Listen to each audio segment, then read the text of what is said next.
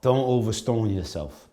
You know what I mean? I think it's very important that we start getting that message out. Like, if you know your personality, know your limits, know what you could do. Don't give stoners a bad name and be a lazy stoner, and don't let it stop you from knowing what you need to do. I call myself a progressive stoner because I stay working while I'm stoned.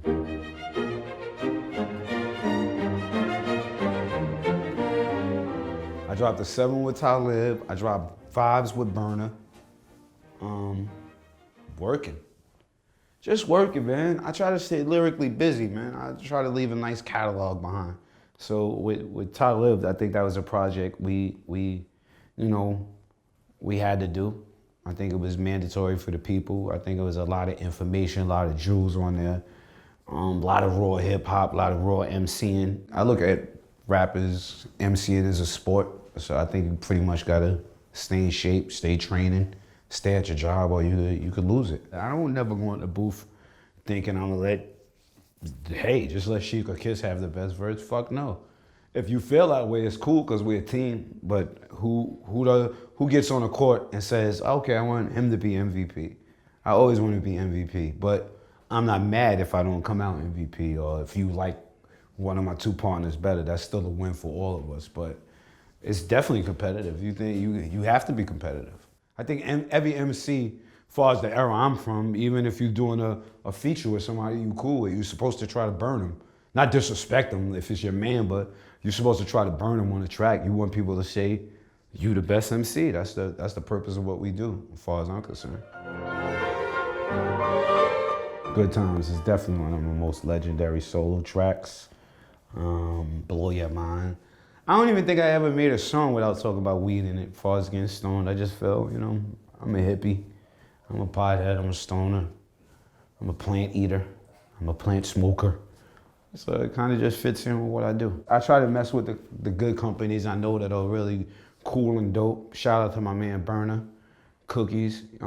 Shout out to the Jungle Boys in Cali. Shout out to Ivan, my man Aaron. Shout out to all the local pot dealers that go good shit. I'm a stoner, I'm a connoisseur. If it's great, I know about it. If it's top shelf, I want it.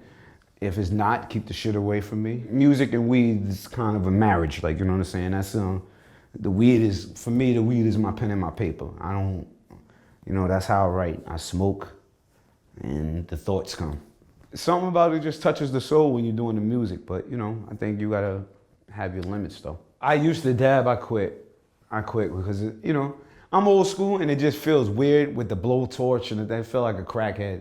You know what I'm saying? So I don't want to feel like a crackhead, to be honest with you. Because I wouldn't dab in front of nobody. So it gives you a guilty feeling, but it was a clean high, but then you got to watch the butane in it. So due to that, and one time I felt like I was losing too much hours when I fuck with wax. Like you would lose a lot of hours and be high as fuck.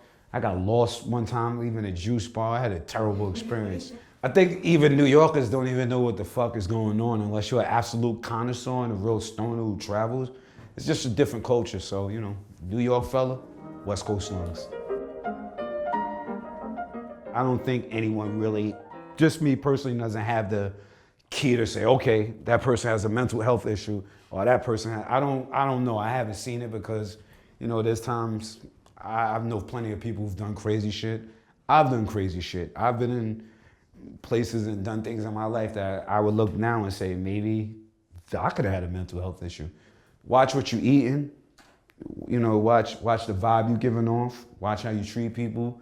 You don't know what's on anyone's mind. You don't know what anyone's going through. Spread a positive vibe, give a positive word, try to share love. And if you see or you think someone's hurt, just be the best you could be for them.